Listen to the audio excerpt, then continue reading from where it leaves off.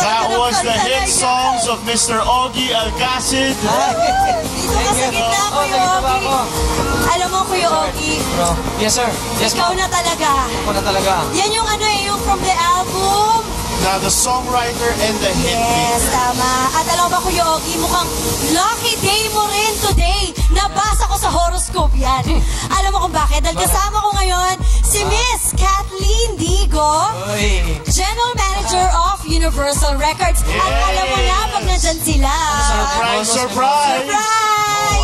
Good afternoon, Ogie. I'm here today. Hi, boss. Hi.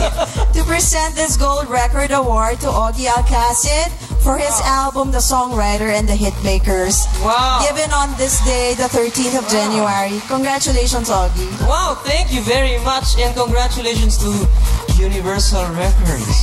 Speechless ako.